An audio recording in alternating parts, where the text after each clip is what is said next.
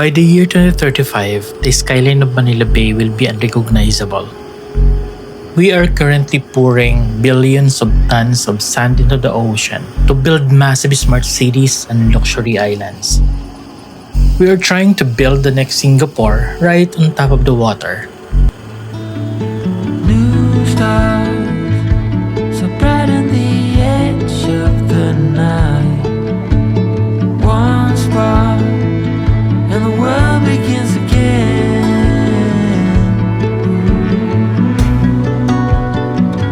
Rolling into the great unknown. Every step leads away. But there is a heavy unspoken price for this spectacular future. The ocean has to go somewhere, and usually it goes straight into the living rooms of the working class. Every step leads away from.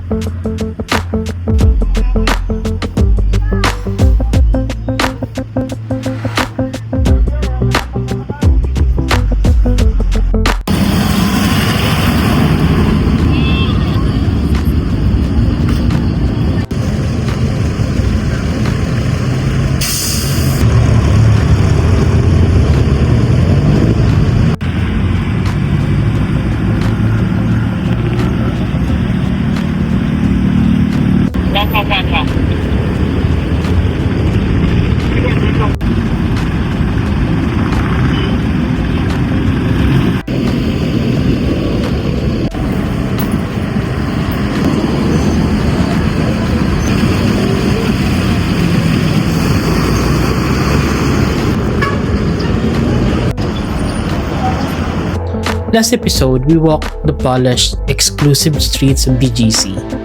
It's a beautiful city, but it is a city of gates. It's a place where a worker from the provinces might feel the crushing weight of judgment just for wearing the wrong shoes. But today, we are at the SM Mall of Asia. This isn't a gated club. This is the Great Equalizer. Here, the doors are blown wide open.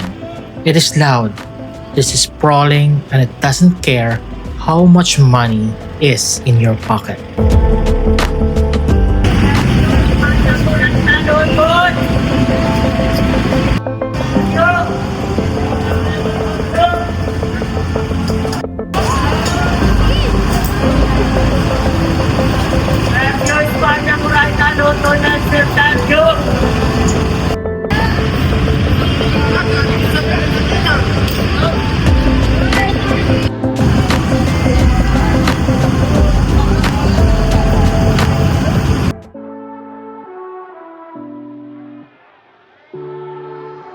For someone living in the far north of the metro, in the crowded neighborhoods of Caloocan or Novaliches, coming here isn't just a casual trip.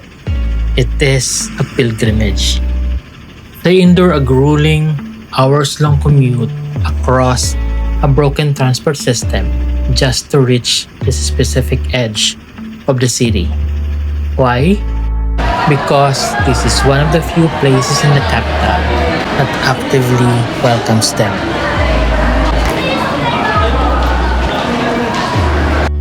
They can walk the open bay space, eat at affordable food stalls, let their kids run wild near the MOA, and wait for the weekend pyro musicals. It is an apologetically pro-public. In a city that constantly tells the poor that premium spaces are not for them, this place provides a dignified, world-class experience that only costs the price of a passenger.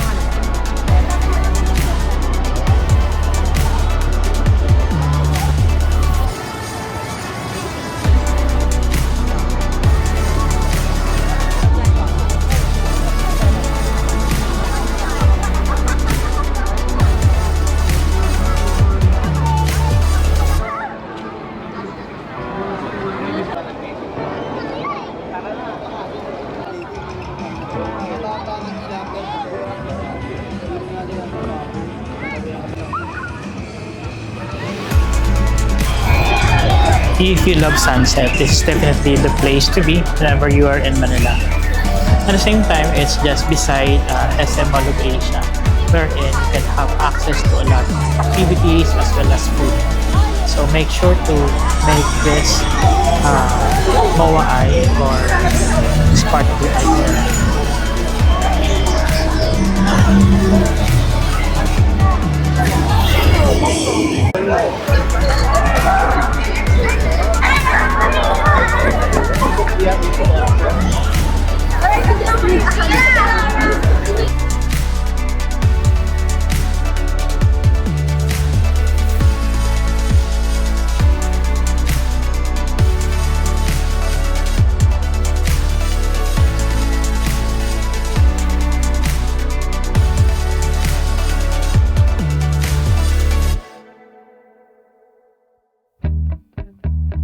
Filipinos love superlatives. We just don't want a mall. We want one of the largest on the planet. Covering over 16 hectares, it is a global heavyweight. But it's also a pioneer. Long before the 2035 skyline was drafted, this massive structure proved that you could pave the sea and the people would come.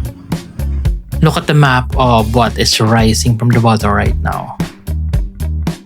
A 360 hectare SM Smart City, a 419 hectare Horizon Manila with its 3 islands and a 4-kilometer canal park, Manila Waterfront City, and just to the north, a massive 2,500 hectare Aerotropolis in Bulacan. By 2035, this coastline won't just be a row of buildings. It will rival Shenzhen's Shanghai or Singapore's Marina Bay. A continuous interconnected megacity built entirely on top of the ocean.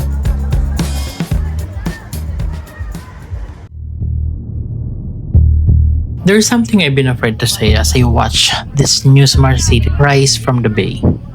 We are quick to point fingers at private corporations, but these are state-approved visions. The government is actively selling the sea to fund an economic boom. But the tragedy isn't just the loss of the horizon, it's the slow choking of the mainland. Dumping millions of tons of sand doesn't just displace the ocean, it blocks the natural outfalls of our rivers. The sheer weight of these new megacities physically compresses the earth, causing the coastline to sink. When the heavy monsoon rains come, the water has nowhere to drain.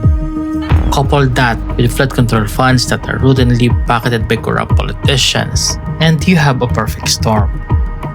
And the human cost is just as steep. To build this spectacular future, coastal communities are pushed out. Fishermen who relied on these waters for generations lose their livelihood so we can have a better view. We are building an empire on the water, while the mainland sinks and the original locals are swept away.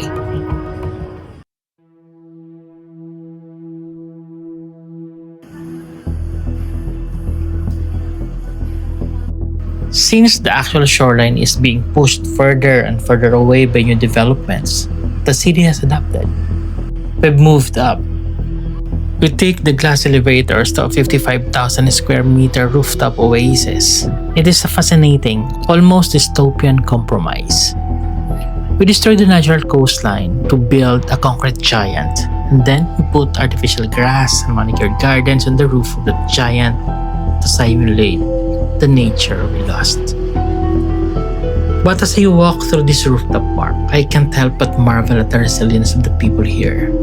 Even as the ground below them changes, they find a way to claim the sky.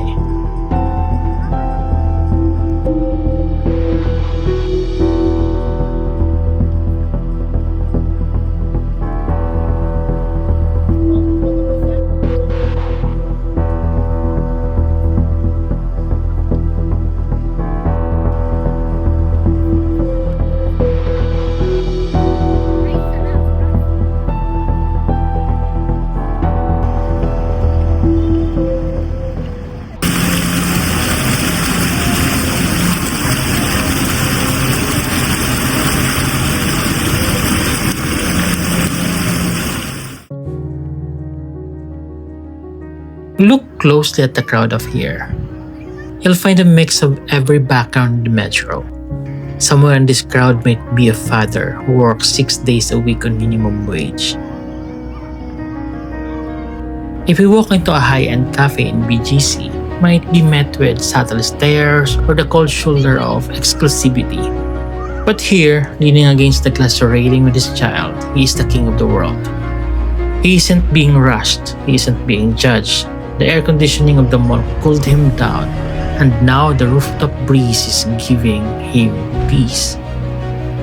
This place democratizes joy. It is a sanctuary for the exhausted human spirit.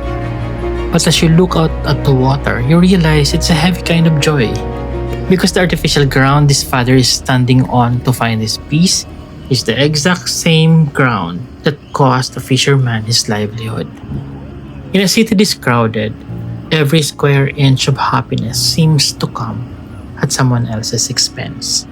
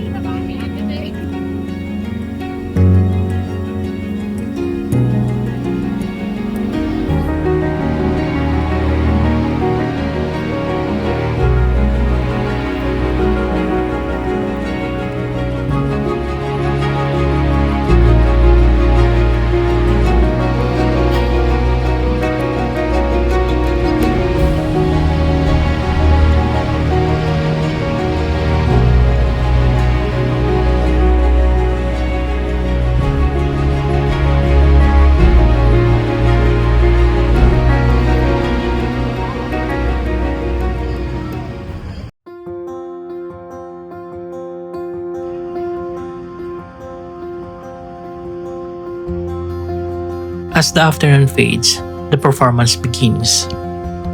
Every day the same ending. Every day different people watching. In a country completely obsessed with who owns the land, who gets the corner office, and who has access to the VIP rooms, the sun remains the only thing that cannot be bought or bribed. It dips behind the silhouettes of the new islands, casting a violent, beautiful orange across the water. It performs for the billionaire in the offshore casino and the exhausted father on the public deck with the exact same intensity. It is the only truly democratic moment we have left in this city.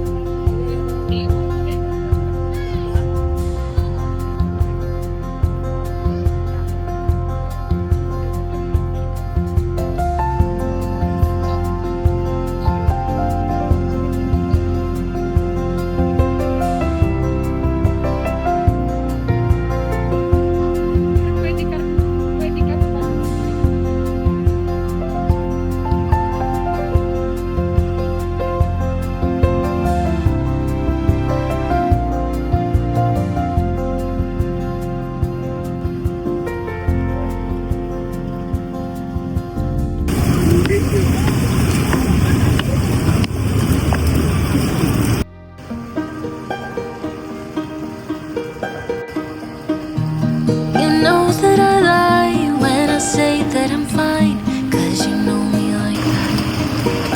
You know me better than anyone I know.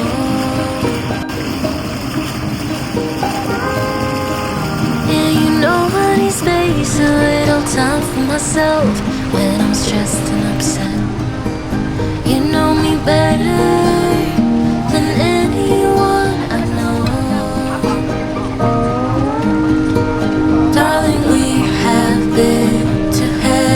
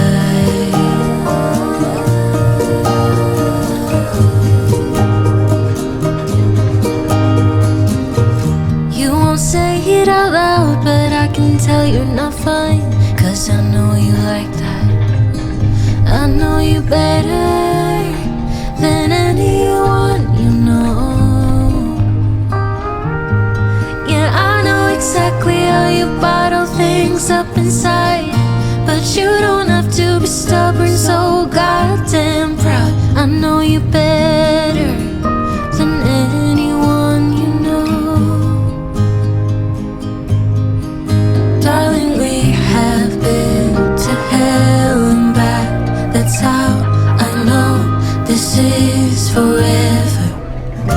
All these years, every single tear, all the regrets and promises, all the ups, breakups, bumps in the road, we bend until we break. We keep crashing down, but baby we got up. Yeah, what got us now? After all these years, you're resting mine. It's you and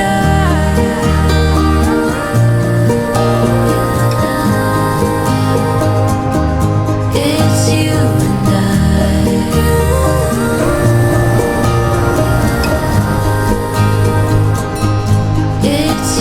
and I.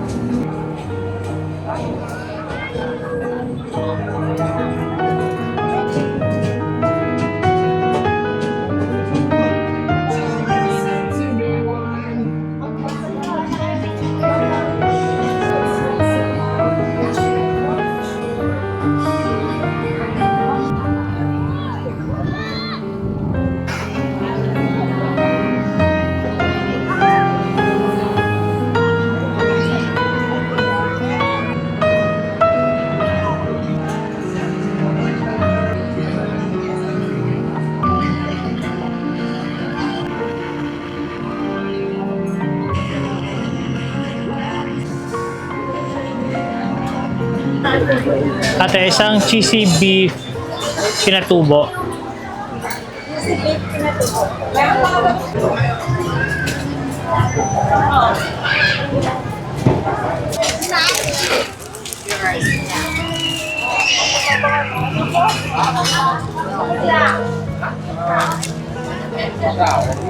One of the easy fixes.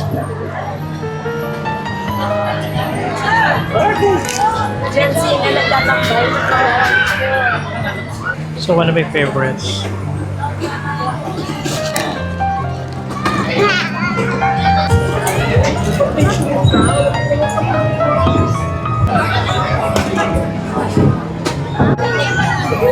This is the favorite hot dog here in the Philippines, tender juicy hot dog. Here first.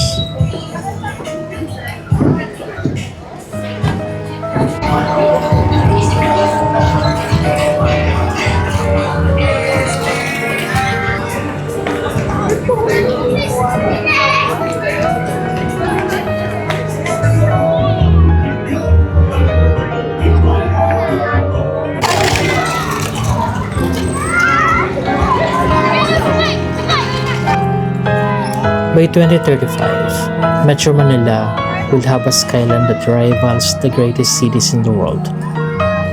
It will be spectacular, but it will be heavy with the compromises we made to build it.